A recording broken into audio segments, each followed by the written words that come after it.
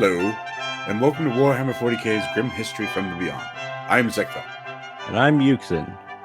and we are the chroniclers of all that was, and all that will be in the 41st millennium. We have seen the rise and fall of many empires. Yet this month, we will be speaking of those crazy human space Vikings, known as the Space Wolves. Outstanding, Zeckthar. They are one of my favorite units of Space Marines, those strange humans who are the sons of Leman Russ. Right you are, Yuksen. Well, let's get into it. Alright, brother, we've talked about the fun parts. Unfortunately, we need to get a little darker this week. Tell you what, brother, even though the Space Wolves are quite grim, they make a fantastic mead. Yet I digress, Zeckthar. You're quite right. It is not all glorious campaigns and feats of strength and combat. I know what you speak of. We must discuss how Space Wolves come to be. Indeed, Yuksen, and it is a dark and terrible story. Why don't you tell us how it happens, how a strong human becomes a mighty space wolf?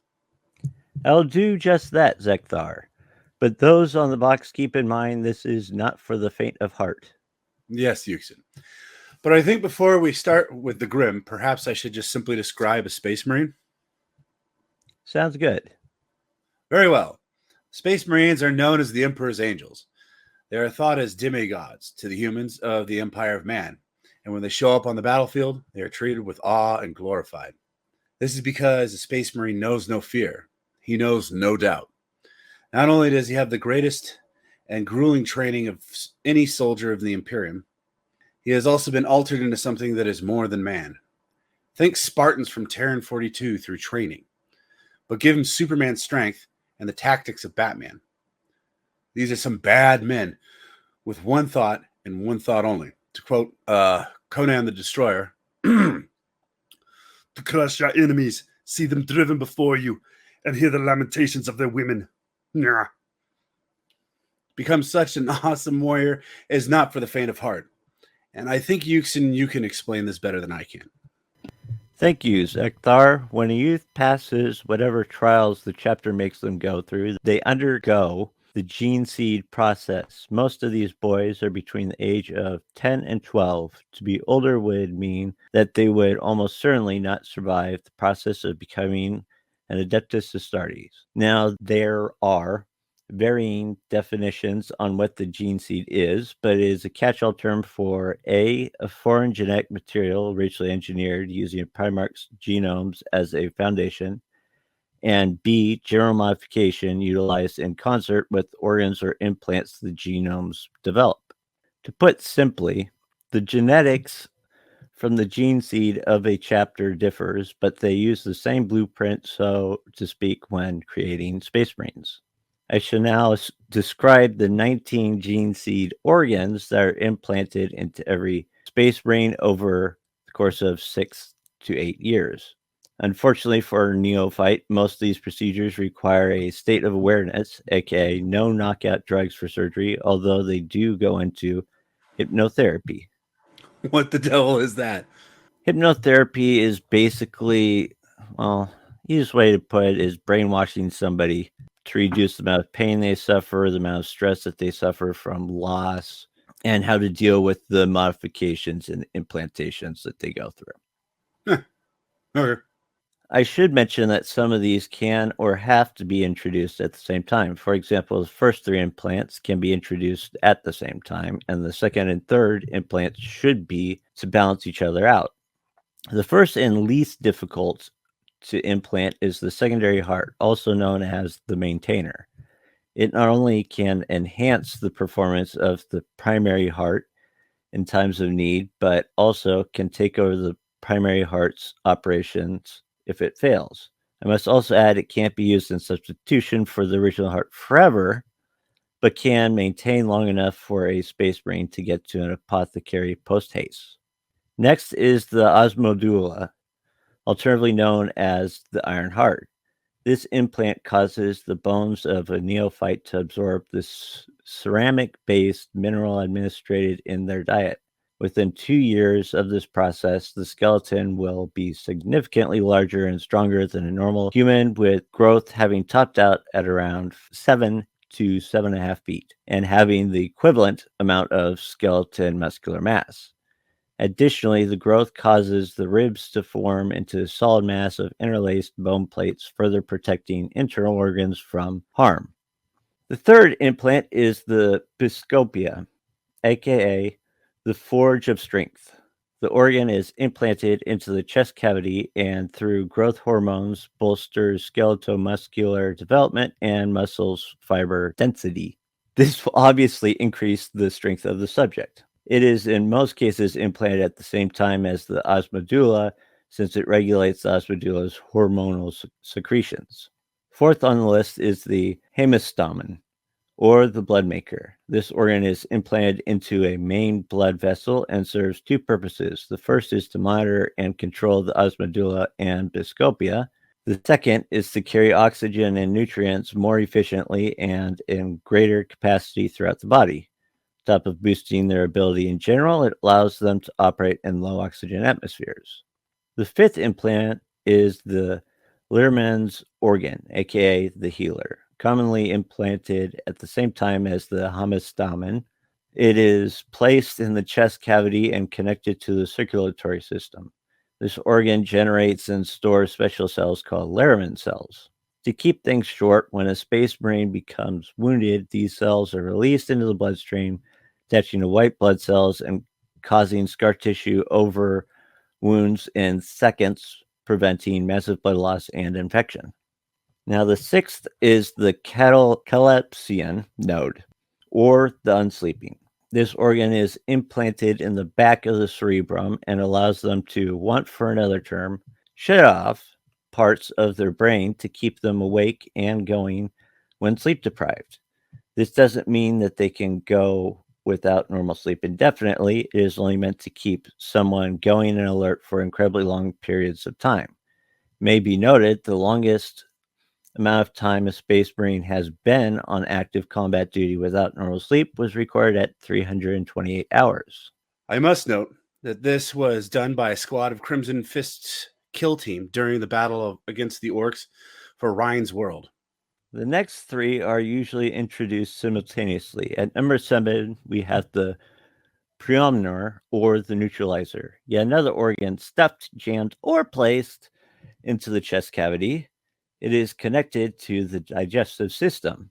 Placed above the original stomach so no actual digestion occurs in the preomnor, its sole purpose is to biochemically analyze what's been ingested and neutralize any known toxins. The eighth implant is the omophagia, aka the remembrancer. It's implanted into the upper spinal cord so it can become a component of the central nervous system. To simplify things, a space marine can learn memories and experiences by eating the flesh of other living things. This can be beneficial when going into unknown territory. As a side note, this has caused some chapters an unnatural craving for flesh and or blood, like the Blood Angels. I wonder if they can turn it off or not. Yeah, that'd be very troublesome. Though it would be kind of interesting seeing somebody fail to actually capture the groks that they're trying to cook. What do you mean? Well, I mean, it would probably tear the person limb from limb. The They're Space Marine? carnivorous cattle. I'm pretty sure the Space Marine could take on a Grok. No. I Even mean, without power armor. if somebody's like, for example, if he's eating a, let's just say, a grok's bun, Okay. and if it can't turn off, I mean, all of a sudden you'd have this memory of, for example, this guy trying to kill the cattle to make the food and then failing. Oh. I wonder how far back the memories go for whatever they kill. Like, for instance, Yeah. if he eats a tyrannid bug, which, by the way, if you cook that right, it doesn't actually taste half bad. But if he were to eat it anyways, how far back it would be. Not only that, but with the tyrannids, it's actually kind of an interesting question because they're hive-minded. I wonder how much of the memories they actually restore anyways from actually eating a tyrannid. What do you think? Or here's another question. What sort of memories? Yeah, that's what I mean. Because technically, isn't a tyrannid just like completely and utterly unthinking? It's literally hive-minded. So Uh, it's like I guess a good example, anyways, is like if I move my fingers, and like turn it into a fist. Yeah, that's what the tyrannids are. Each little molecule, anyways, would be like a tyrannid. So it's not like um, they actually think well, they do, but they don't. It's or more like an ant. That makes they're more. yeah, they're more like ants, so they do think because, like, for example, when the hive mind isn't nearby, they become either very, hide or just attack anything they can. Right. Predatorial. They become So, more animalistic. yes, instead of being directed Right, one way or but like another. I said, anyways. So if a space marine eats a tyrannid, anyways, what what do you think it sees? Do you think it sees actually what the hive mind is thinking, or is it just this completely primal mind they can't really get anything out of? I would my first instinct would say probably just the predatorial animalistic part. Hmm.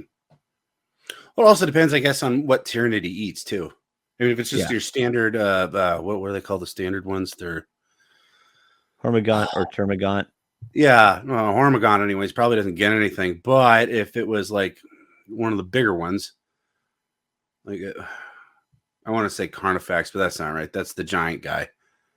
Uh, You mean like a warrior or maybe a ravener, the burrowing ones? yeah, or something. Or a Anyway, yeah, lictor? Lictor. There you go. Yeah, which has a little bit more sentience to it. I wonder if it has different thoughts. Well, anyways, we've I think Yet gone I far enough. digress. We've gone far enough down this rabbit hole. I think, Yuksen. Yet we digress. Mm. Implant number 9 is the multilung or the imbiber. Yet another organ stuffed in the chest cavity. Um, aren't we running out of room? Eh, it's the third lung that operates in toxic and low oxygen environments. When in use, it closes off the normal lungs and then filters the oxygen from the poison and toxic elements. The 10th organ is the oculobe, also known as the eye of vengeance. It's a hormonal implant making certain eye enhancement procedures possible indirectly, resulting in improved visual acuity and degrees of night vision. Now we come to the Lyman's ear or the sentinel. Simply put, it allows Space Marines to consciously enhance or filter noises along with making them immune to things such as dizziness and vertigo. Note these organs replace the Space Marines' normal ears but are externally indistinguishable to them. Number 12 is the Suz on membrane, aka the hibernator. When mortally wounded, this implant allows them to enter a suspended animation state, allowing them to survive the injury and eventually receive full medical care. Only if the appropriate chemical or hypnotic autosuggestion can revive Adeptus Astartes from this state. 13 on our list is the melanochrome. This organ alters the skin to shield Space Marines from otherwise dangerous levels of radiation or heat. Now, different levels of radiation cause variations of skin color in different chapters due to mutations in the melanochrome organ's gene seed. This can be related to the unusually pale skin of the blood angels and the dark black skin and red eyes of the salamanders. Now, the lytic kidney, also known as the purifier, this gene organ works in conjunction with the preomnor, filtering the blood to remove toxins that have been ingested or breathed into the body. However, this detoxification process renders the Astartes unconscious once it begins, so it can be very dangerous if required during combat. Under normal circumstances, ulotic kidney also acts as a regulatory organ from the Astartes physiology maintaining the efficient action of the Space Marine's advanced circulatory system and the proper functioning of his other organs, implanted or otherwise. Number 15 is the neuroglottis, or the devourer. This gene seed organ implanted in the mouth allows an Astartes to biochemically assess a wide variety of things simply by taste or smell, biochemically testing various objects for toxicity and nutritional content, essentially determining if the substance is edible or poisonous. From poisons to chemicals to animals, the Space Marine can even track his quarry by taste and smell alone, much like the average canine bred for tracking. Oh, like our hunting jogs, the giant dachshunds of a Smesselfort, Grekel and Frank. Yes, like our noble wiener hounds. Ah, Moving on to number 16, we have the mucranoid, aka the weaver. This gene seed organ is implanted within the central nervous system and responds to specific chemical stimuli in the environment, causing the Space Marine to secrete a waxy protein substance similar to mucus through his pores that seals his skin. The gland's operations must first be activated by an external chemical treatment, usually self-administered, before it will activate. Space Marines are cocooned in this way before they enter suspended animation, and the process can even protect them from the harshness of the vacuum and other extremes of temperature, particularly deeply frigid environments. Number 17 is the Becher's gland, or the poisonous bite, actually consisting of two separate glands implanted into multiple locations inside an Astartes mouth, including the inside of the lower lip, in the salivary gland, or in the hard palate. These two glands work in tandem to transform a Space Marine's saliva into corrosive, blinding acid when consciously triggered. An Astartes trapped behind iron bars, for example, would be able to chew his way out given a few hours. These implants' more common use is to aid in the digestion of unusually difficult or impossible things to digest, such as cellulose. Second to last is the progenoid glands, or been commonly referred to as the gene seeds. Two progenoid glands are implanted, one in the neck and one in the chest cavity. These glands mature in 5 years for the neck and 10 years for the one in the chest cavity. wait, they're putting in another thing in the cavity? Another one? Respectively, We have to be out of room. which contain the chapter's gene seed. Progenoids must be recovered in order to create more Space Marines. Thus, for most Astartes, their progenoid glands represent the only form of reproduction they will ever know, though the DNA passed on will be that of their Primarch, not their own. The neck gland can be removed after 5 years and the chest gland after 10 years. Both are then used to create new gene seed organs for the development of the next generation of Space Marines. Last but not least, at number 19 is the black carapace, or interface. Possibly most important of all gene seed implants, the neuroactive fibrous organic material is implanted directly under the skin in the chest area of the hardened and shell-like ribcage. Invasive fiber bundles that serve as neuron connectors then grow inward from the implant and interlink with the Space Marine's central nervous system. Points pre-cut into the carapace before its implementation by the apothecary are effectively neural connection points, allowing an Astartes to directly interface his central nervous system with his suit of power armor's machine spirit, so that the suit can provide enhanced protection in combat. Now, brother, I know there is a new Space Marine known as the Primaris Space Marine, which we should talk about because they have an extra 3 gene seeds. But we will not do this now. Why not? Because, Zeckthar, this was the brainchild of Robert Gilliman, and it would only be fitting to introduce this in our chronicling of the Ultramarines. Ah, Fair enough. But I think you have something more entertaining to talk about. The bolter. Yes, I do. But first, just to kind of wrap this up, anyways, a couple things about the gene seeds. By the way, very good chronicling, brother. But first off, the whole aspect that they don't get to use any sorts of drugs, anyways, during this surgery. They get to use hypnotherapy, which they're only allowed to use, anyways, after the sixth one, right? Yes, it starts at at the same time that the catalepsian node is stuck Right. in. So all the stuff before that, anyways, is without any sort of medication whatsoever. So they literally perform open heart surgery on somebody without painkillers. That is insane. Secondly, anyways, when you're done with this whole okay, I do have to add one other thing real quick before I get into what this turns this person into. There's like no room left in the chest cavity at this point, right? I mean, they've just kind of stuffed everything in there. It's like I don't know how it was even possible. Hagar was fat.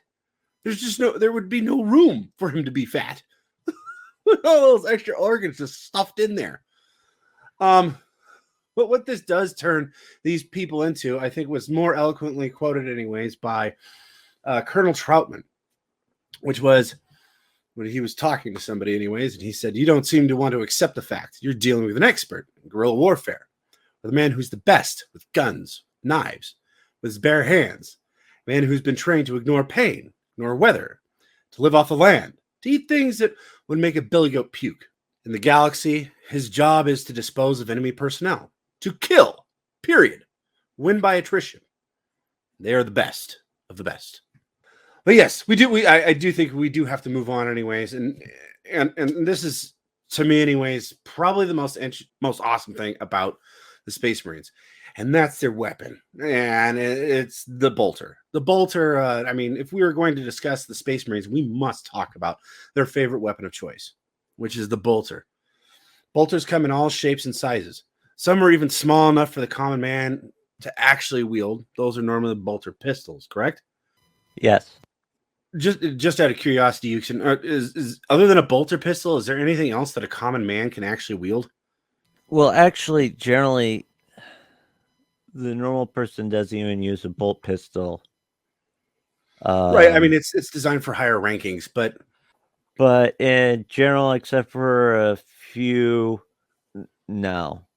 no. I mean, Okay. probably if you gave it to a catechin, they could probably use a bolter because they're just Huge. inhuman themselves. Or an ogren. Well, Well, okay, ogres have their own weapon that's ridiculous. true. But I mean, the only other times I've actually seen the rest of humanity actually use this is either A, it's somebody that's already in power armor, which does help, or two, they're mounted on something. Yeah. That's used too. But to actually just like trudge through the lines anyways with a bolter, I mean, nobody does that other than the Space Marine. Right. I mean, it's synonymous with the Space Marines. While there are boatloads of bolters, we will be focusing on the standard Mark VB, Goodwin pattern bolt gun, most commonly used among the Adeptus Astartes. A blessed creation from the Adeptus Mechanicus, the Godwin pattern has served the Space Marines for millennia. It's designed based upon ancient STC technology from long before the birth of the Imperium. This variant has a built-in ammunition counter, which indicates how many rounds are remaining in the weapon on an external display. The number of remaining rounds will also be shown in the auto senses displayed in the Astartes helmet. The Mark VB Goodwin pattern uses a sickle-shaped magazine that carries 30 bolts and can fire in bursts of up to 4 rounds with a single trigger pull. Other features include a biometric sensor integrated into the weapon's grip that allows the bolter to identify its user's genetic signature so that only Astartes can make use of the bolter. The Godwin pattern also possesses an integral targeter that links with the Space Marines' auto senses for enhanced accuracy. Bolters make a unique roaring sound when they fire, which is caused as the propellant in their shell ignites, followed by an explosion when the bolt detonates upon hitting the target. Like other Space Marine weaponry, Astartes bolters are designed to be handled by their superhuman physique.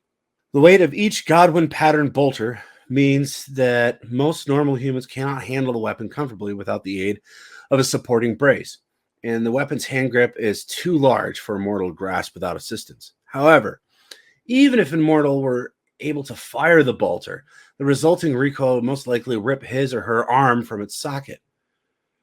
The major advantage of the bolter in comparison to the common lasgun is its stopping power, as the bolt's kinetic force and explosive head can deliver much more damage on a target than the coherent light beam from a lasgun. While a centuries-old Astartes veteran can tend to his bolter blindfolded in less time than a freshly recruited guardsman tends to his lasgun, such familiarities with a weapon is impossible to attain for an average human soldier, hence the need for a simpler standard armament. Another disadvantage of the bolter is the need for its heavy and cumbersome ammunition compared to the small and easily rechargeable packs of the lasgun. While this is seldom an issue for the Astartes, due to their focus on rapid and overwhelming assault tactics and the fact that they're beefcakes, the risk of finding oneself out of ammunition is a very real for an Imperial Guardsman who favor the weapon during prolonged operations or on missions where resupply is improbable or difficult. That's all well and good, brother. But you must speak of the ammunition itself. It's ridiculous. I was getting there, Yuksen. Just give me a second.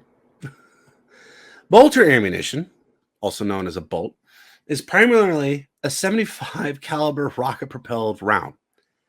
Let me say that again. The standard round is a 75 caliber rocket propelled round. It's ridiculous. Whereas conventional solid slugs utilize a propellant charge containing in the casing that forces the bullet down the barrel upon ignition. In contrast, a bolt is self-propelled. It features its own integrated solid fuel propellant that propels the bolt at high speeds, essentially acting like miniature rockets. The propellant itself is shaped to control the bolt's direction and speed. However, this method of rocket propulsion would normally warp the barrel due to the gas pressure. The bolter uses an ingenious two-stage method to prevent this. As well as the rocket propellant, a small conventional charge is also utilized. This charge is strong enough to force the bolt out of the barrel at a significant muzzle velocity and simultaneously ignites the bolt's propellant. The rocket propellant is precisely fused to ignite immediately as the bolt leaves the barrel, alleviating any possibility of pressure buildup. The bolt then accelerates towards the target under its own power. Standard bolter ammunition utilizes a mass reactive fuse designed to penetrate the target before detonating within, maximizing damage to the target and leaving little chance for survival. To put it simply, it's a very, very tiny bunker buster missile. Now, Yuksen, we have discussed last month the terror of the Gauze weapons, and while this weapon is not as elegant, it is just as deadly, which begs the question, out of the entire Milky Way galaxy, what firearm would you choose to use? I actually have several good ones, but first, Zeckthar, we do have to talk about the Space Marine's power armor. Oh, yeah, we do. I mean, how could we pass through that? Very well. Go ahead and give us just your brief description, anyways, of power armor, and I'll tootle in here in a minute. Okay, so power armor basically, other than, it's somewhat self-explanatory, the fact that it's armor that's powered. Right. It's crafted with ceramite plates with fiber bundles inside to help power up the suit. It's also, like we mentioned about one of the gene seed implants being that black carapace, Right. you attach it directly to the Space Marine. So it's almost like a second skin, right? Yeah, kinda. So Except for much less flexible. okay, so I will say this though. If you look at, for instance, a Space Marine, well, if you look at a picture of a Space Marine, it looks like the armor they have will be just completely clunky. It just doesn't look like it would work. But because of that carapace that you were talking about, anyways, it almost is like a second skin. They can move incredibly quickly, and it actually helps boost the power armor, helps them move quicker, faster, and even powers their strength, doesn't it? Yes, like they needed it. It does increase the strength more. Exactly. Well, if you're going to make something strong, might as well make it really strong. I do have one question though about. I mean, that's the basics of the power armor. I mean, it's thick, heavy armor, but it allows you to move at actually accelerated rates, right? I mean, that's the simple boiled Yeah. down version of it. I do have a question though for you, Yuksen. What is the difference between your standard power armor and like Terminator armor? Okay, And then I've so got first another off, armor I want to talk about after that. But go ahead. What is the difference? one of the more simpler ways to put it is the Terminator armor is kind of like the halfway point between having a dreadnought and having power armor. It's bulkier. Okay, It's whoa. Hang on a second. So if I recall right from what we talked about a dreadnought, is it's like literally a sarcophagus of a pretty much dead space marine. So they pretty much stick him in a mech / tank thing. So is this space marine almost dead too? no. Oh, okay. It's yeah. I think it has about roughly the same amount of speed ability, but it's stronger. It isn't as flexible because, as I mentioned before, it's bulkier. Okay, so it's a It's little bit bigger. also has its own sort of force about it. Huh? So on top of Wait. just being Force. thicker, What do you mean?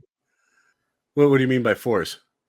uh, has what is called a crux terminatus, which helps when protect against like power weapons, melts of fire, and force weapons.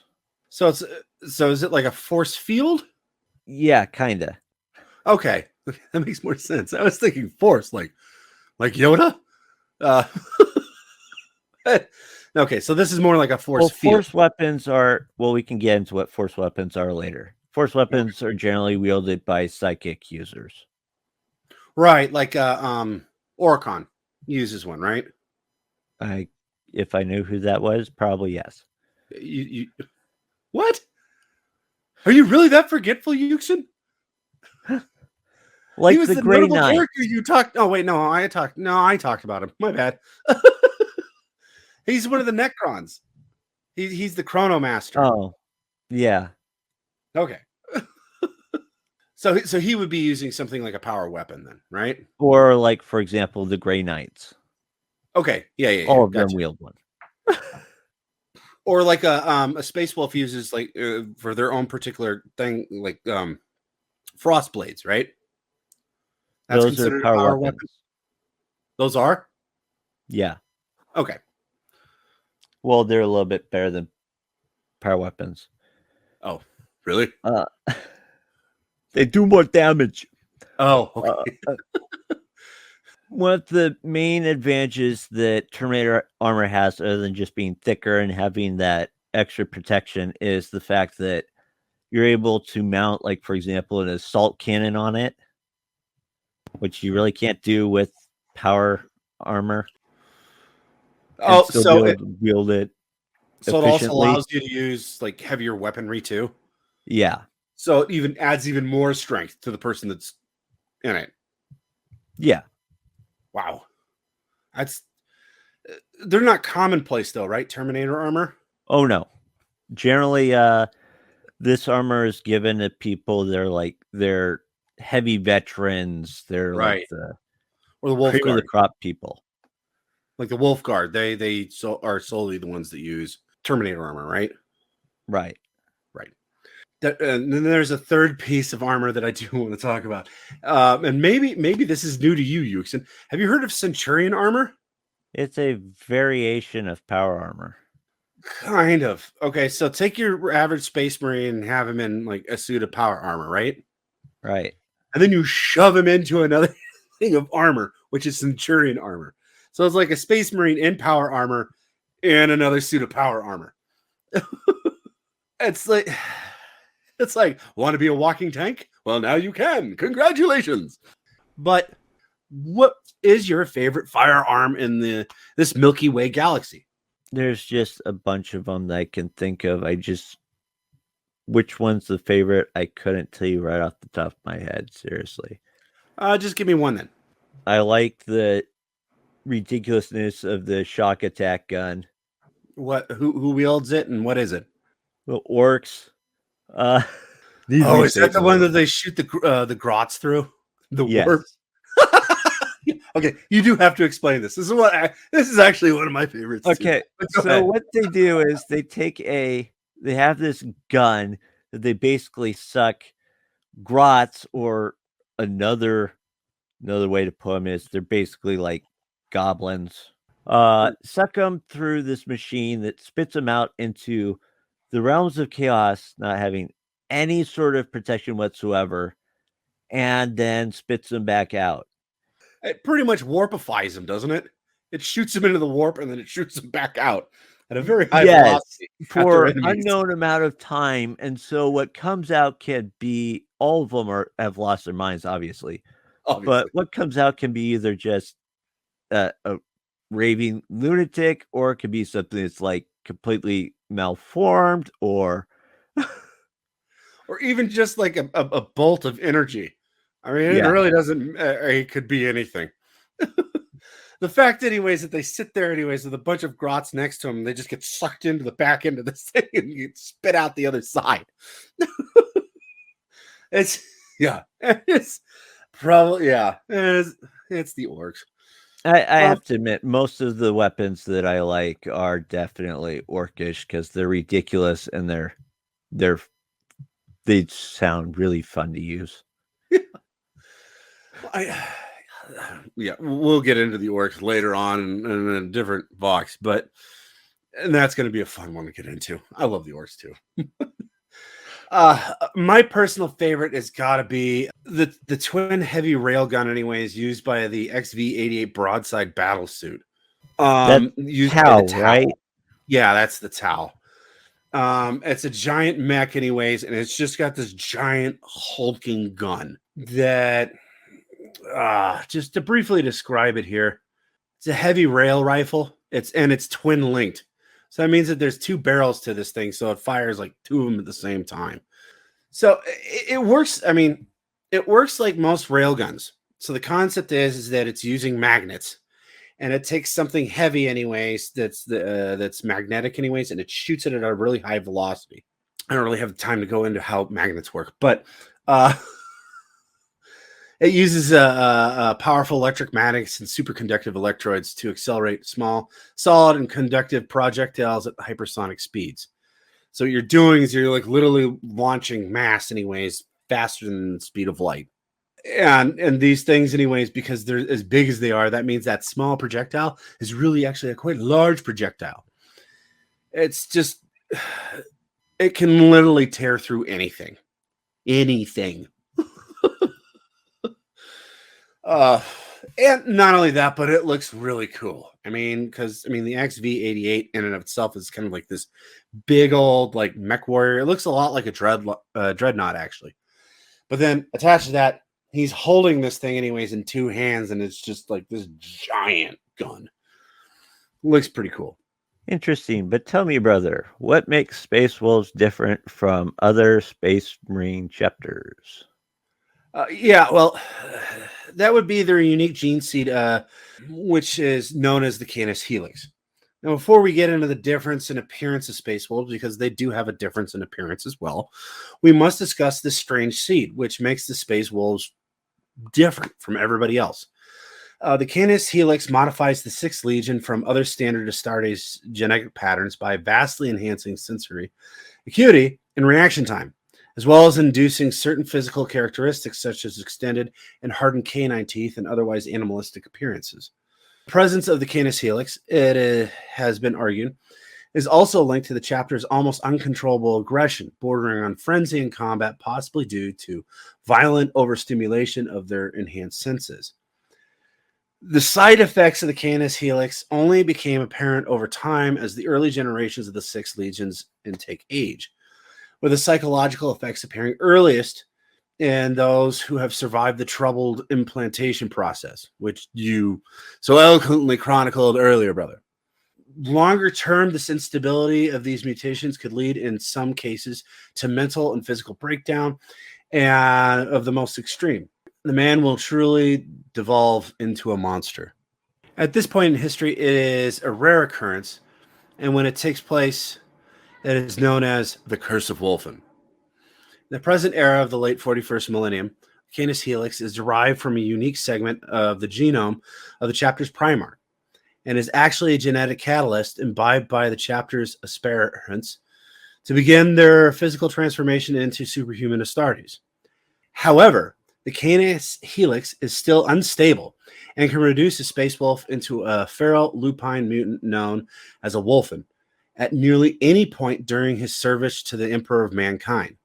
It requires complete mental control of himself and refusing to give in to the savage demands of the curse of the wolfen, which defines what it means to be a space wolf.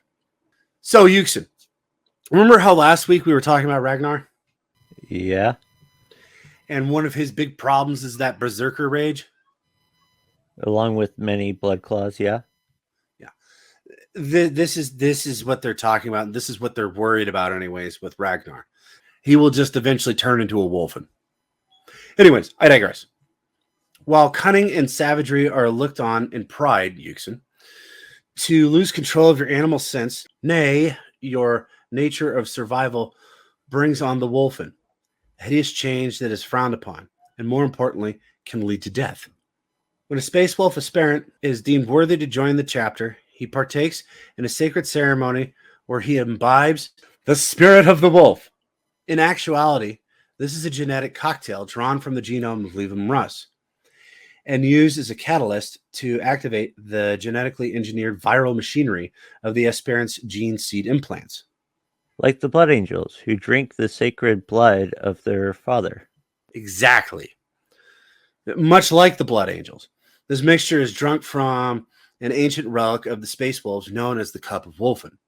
Millennia-old legend speaks of the coming of the Emperor of Mankind to the world of Fenris during the Great Crusade, seeking the Primarch Leman Russ. We talked about this. Yeah, I know. this takes place after he already lost. Let me finish. Yeah.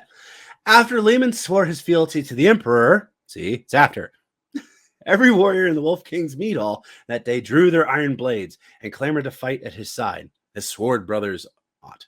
But they were all too old, the Emperor told them. Not a man among them was younger than 20 Terran years. The trials what they would have to endure would most likely kill them, no matter how courageous or strong-willed they were. We kind of discussed, actually, like you said earlier, anyways. Normally, anyways, the space wolf is taken between the ages of 10 and 12. Right. Yet all these guys, anyways, are like older than 20. Which normally means that they would just die through the whole process of all the gene seed implants, correct? Yeah, but these are people who have to live in ridiculous conditions. Like True. It's Fenris. Yeah. Anyway, yet the men of Lehman's mead hall were mighty warriors, each man a hero in his own right, and they would not be dissuaded by thoughts of suffering or death.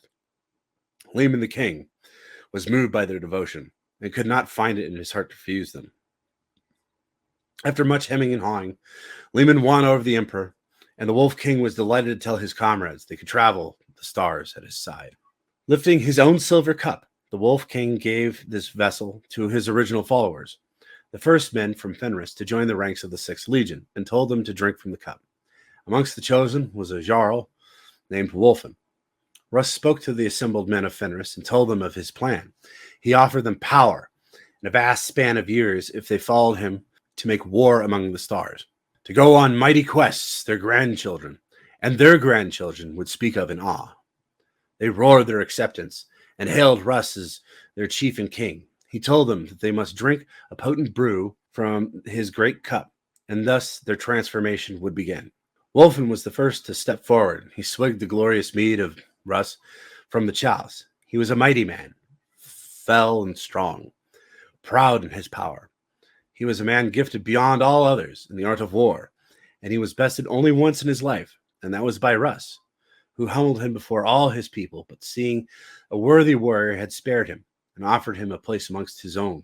But pride still lurked in mighty Wolfen. He was consumed by a secret, a gnawing hatred of Russ. He planned on taking treacherous revenge upon the man-god.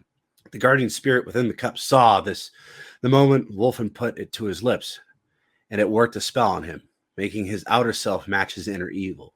To the horror of those who looked on, the great chieftain changed. He turned into a dreadful thing, half man, half wolf, and he sprang on Russ with a howl of hatred. But Russ was ready. With one blow, he crushed Wolfen's skull with his fist and slew the beast that had been revealed. He looked upon his followers and told them that Wolfen was unworthy, and this would be the fate of all those who drank from the chalice with evil in their hearts. He told them that those who wished could now depart without drinking. All amongst these noble men refused, drinking from the cup. And thus began the true founding of the Sixth Legion.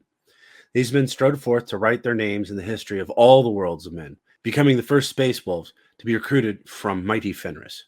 Out of the hundreds that imbibed from the cup of Wolfen, only about 40 survived, a number that amazed even the Emperor himself. In honor of their courage, Lehman, no longer king now, but a primarch of the Sixth Legion, formed a new company around the survivors. Today, the aspirants were taken from the gate of Mordecai, a mystic portal deep within the Fang, the Space Wolves' massive fortress monastery. It is here that every aspirant's mind is picked and probed by the chapter's psychic ruined priests for signs of corruption or mental weakness, will make them easy prey for the corruption of chaos. Only after they pass these tests are they allowed to drink from the cup of Wolfen. One of the most important aspects of this test is that the aspirant wolf himself able to keep the bestial side under control, even while making his way through the Fenrisian wilderness in harsh conditions. Those that fail to do so will transform into Wolfen and will remain in the wild.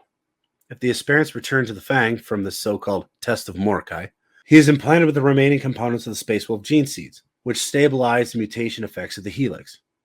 Yet the Canis helix is necessary, as without this essential part of Lehman Russ's heritage, the other gene helixes cannot be implanted at all. When it is first implanted within an aspirant, the genetic sequence will work hideous changes on the warrior's mind and body. They revert to a primal state where their bones split and buckle. Thick hair sprouts from across their body, and their only desire is to gorge on flesh and glut themselves on blood. The warrior's body mass grows up to 80%. Many of the bones fuse, and the canine fangs sprout from their gums. While in the midst of this radical and severely painful transformation, a warrior must overcome the shadow within himself, lest he be overcome and fall to the curse of the wolf and become a giant feral creature, no longer sane nor human. If he passes this test, he will become a space wolf, a son of Russ. Yet the desire to give into the wolf state is always present. As the space wolf warrior grows older, his hair turns coarse and wiry, turning a particular shade of gray, and his canines lengthen into true wolf-like fangs. Even his skin becomes thicker and more leathery, like a wolf pelt, and all space wolf marines are usually quite hairy. Some might even say shaggy. These traits in their fully matured form are true to a space wolf who has become a gray hunter, the name given to the veteran marines of this unusual chapter. For those lucky enough to survive the brutal centuries of warfare on hundreds of different battlefields, their hair eventually turns white as driven Fenrisian snow, and their wolf-like fangs become veritable tusks.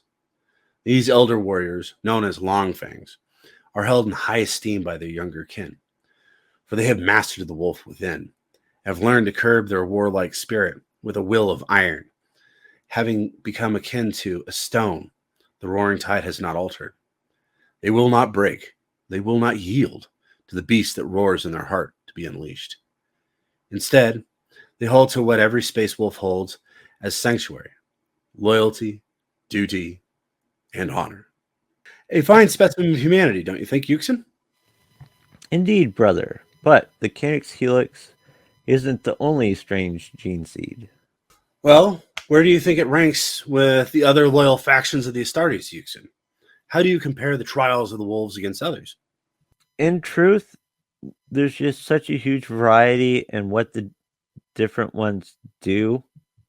I would say that this would be one of the more severe ones because of the fact that they're adding a mutation occurring right off the bat instead of them going through these trials and then whichever one succeeds. Right, so they're kind of up there with, like, for instance, the Blood Angels. Yeah. I mean, if I recall right, the Salamanders isn't that bad, is it? I don't think so. Most of them, it's basically a selection process amongst the people, and then from what they see from how those people fight, and then they go like Right. that. They don't like throw somebody like, we'll give you this, see if you go insane. Right. Well, there you have it. Our thoughts on the terrible aspects of becoming a space wolf. Indeed, Zeckthar. Please tell me we are talking about something better next week. Of course we are, dear brother. Remember, the pages of history do not dictate kind words, simply what was. And while this week was tough, next week will be better. How so? Why? Next week, we'll simply discuss the space wolves.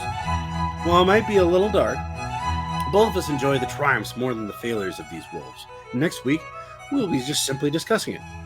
Outstanding, brother. I look forward to it. For those that are listening, please send us your questions that we will answer at the end of the month to www.ashraka.com. Very good, brother. Until next time, this is Zeckthar and Yuksen signing off.